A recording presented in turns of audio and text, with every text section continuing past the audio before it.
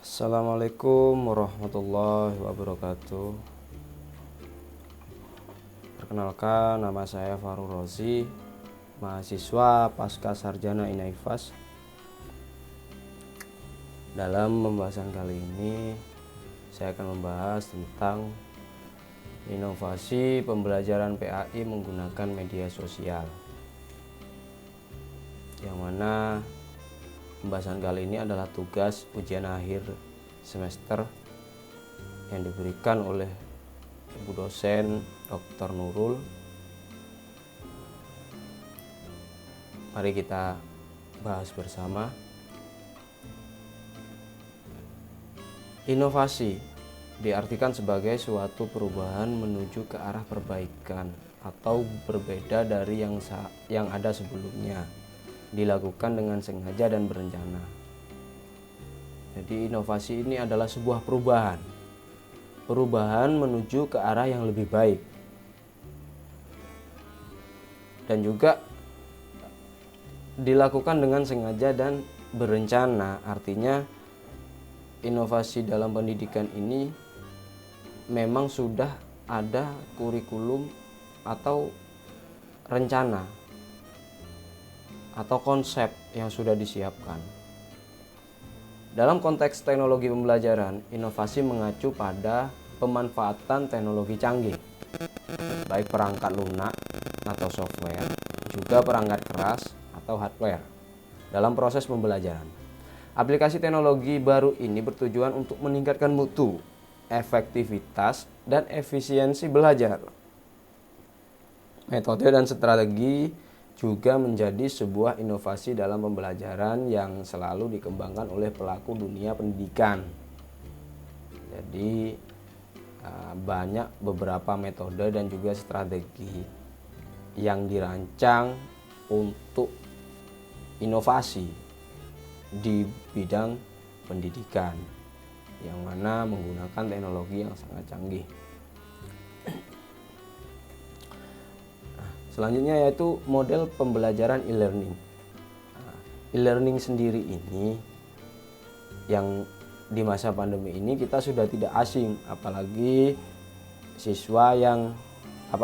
orang tua yang mempunyai anak masih di bangku pendidikan, otomatis tidak akan lepas dengan e-learning ini, yang mana istilah e-learning ini terdiri dari dua suku kata. Yang pertama I, merupakan singkatan dari elektronik, dan kata learning yang artinya pembelajaran. Jadi yang dimaksud e-learning ini adalah pembelajaran elektronik, di mana pembelajaran ini menggunakan teknologi yang memudahkan kepada siswa untuk mengakses pembelajaran meskipun mereka di rumah atau tidak tatap muka, karena memang pembatasan di masa pandemi ini untuk melakukan segala aktivitas di rumah. Bisa diartikan sebagai pembelajaran dengan memanfaatkan bantuan perangkat elektronik, khususnya perangkat komputer maupun handphone, yang mana kalau komputer beberapa masyarakat masih belum punya atau belum mampu untuk membeli, atau memang tidak ada kepentingan untuk membeli komputer tersebut atau laptop. Nah, yang banyak masyarakat punya adalah handphone. Jadi pembelajaran e-learning ini biasanya digunakan dengan menggunakan handphone,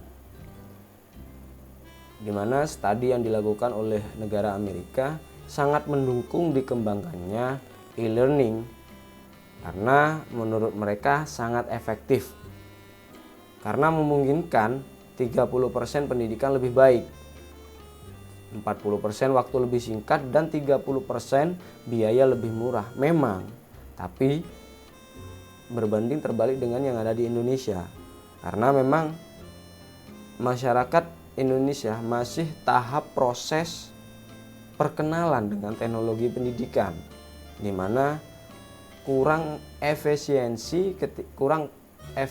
ketika siswa-siswi yang ada di sekolah yang ada di Indonesia menggunakan pembelajaran daring, karena memang mindset masyarakat di sini, ketika tatap muka mereka akan mengerti, tapi ketika tidak bertemu dengan guru untuk tingkat fokus kepada pembelajaran itu sangat kurang, sangat minim. Tapi karena memang di masa pandemi kita dituntut untuk belajar dari rumah, pembelajaran e-learning atau daring ini sangat membantu untuk proses penambahan wawasan kepada siswa dari rumah. Karena kita tidak mungkin tatap muka setiap hari, karena aturannya di masa pandemi kita harus melakukan aktivitas dari rumah. Kemudian pembelajaran PAI berbasis ICT. ICT sendiri adalah informasi communication technology, atau lebih dikenal dengan teknologi informasi dan komunikasi. Apa itu? Aspek yang melibatkan teknologi, rekayasa, dan teknik pengelolaan yang digunakan dalam pengendalian dan pemrosesan informasi serta penggunaannya. Hubungan komputer dan manusia dan hal yang berkaitan dengan sosial, ekonomi, dan kebudayaan. Jadi mencakup segala aspek kehidupan. Teknologi ini sangat berperan penting untuk menambah wawasan dan lain sebagainya.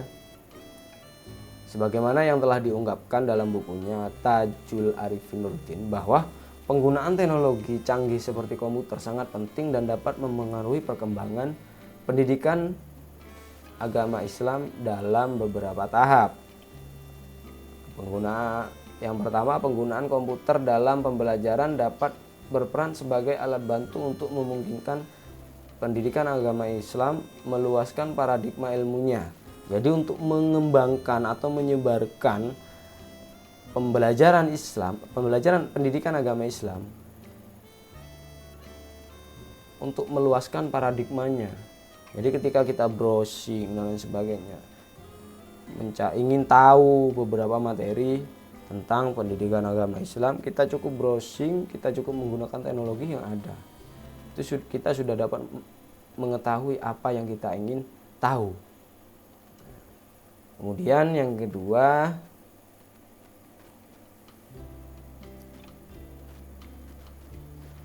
penggunaan teknologi canggih dapat digunakan untuk mewujudkan integrasi antara pendidikan agama Islam dengan pendidikan sains. Jadi untuk mengintegrasikan pendidikan agama Islam dengan pendidikan sains, atau istilahnya islamisasi ilmu juga bisa. Jadi semua ilmu-ilmu umum maupun sains itu ada kaitannya dengan pendidikan agama Islam untuk membentengi ilmu-ilmu tersebut. Yang ketiga, bagaimana kita dapat menggunakan dan mengeksploitasi secara positif segala bentuk teknologi yang ada untuk menjadikan pendidikan agama Islam sebagai dasar pengajian ilmu pendidikan atau dasar ilmu-ilmu. Jadi maksudnya di sini kita dapat membentengi, kita dapat melindungi segala sesuatu atau siswa-siswi kita dalam menggunakan teknologi agar memberikan dampak yang positif kepada mereka. Karena yang banyak terjadi, teknologi atau yang kita ketahui, teknologi itu ada kelebihan dan kekurangannya. Kelebihannya untuk menambah wawasan dimanapun kita berada, kita bisa mengakses semua ilmu yang ada. Tapi ketika mereka tidak bisa memanfaatkan teknologi tersebut, maka yang terjadi mereka akan mendapatkan dampak yang negatif kepada diri mereka. Karena itu, tujuan pendidikan agama Islam berbasis ICT ini sangat berperan penting untuk melindungi siswa-siswi dalam proses pembelajaran menggunakan teknologi agar mereka tidak menyalahgunakan teknologi yang ada.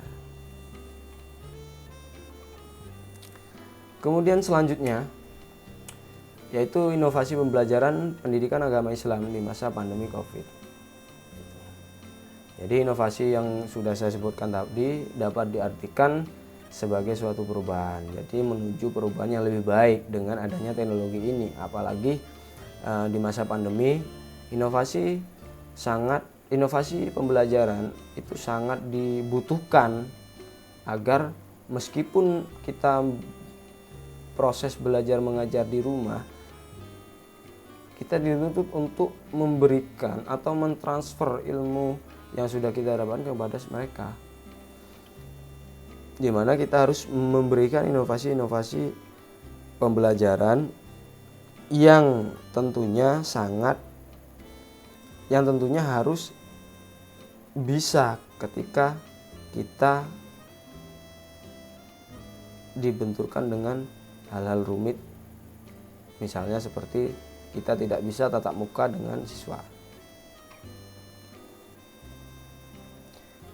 Metode dan strategi juga menjadi sebuah inovasi.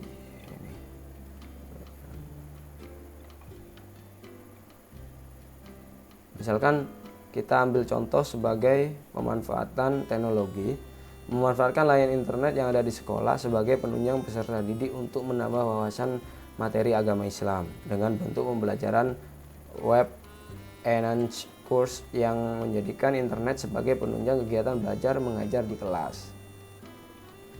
Inovasi juga bisa dilakukan dengan berbagai pendekatan. Bahkan saat ini banyak game dan aplikasi edukasi yang sangat membantu dan mendukung proses pembelajaran jarak jauh dengan pemanfaatan akses teknologi internet.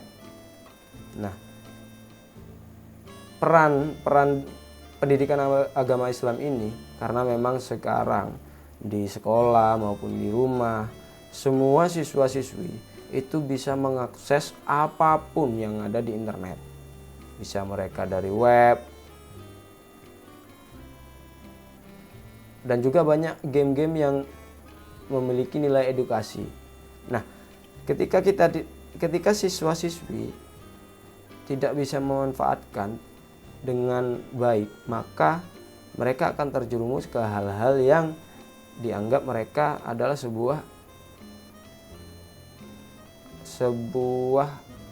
bentuk baru dalam proses perkembangan pembelajaran. Maka pendidikan agama Islam harus dibentengkan kepada siswa-siswi untuk pemanfaatan teknologi agar mereka dapat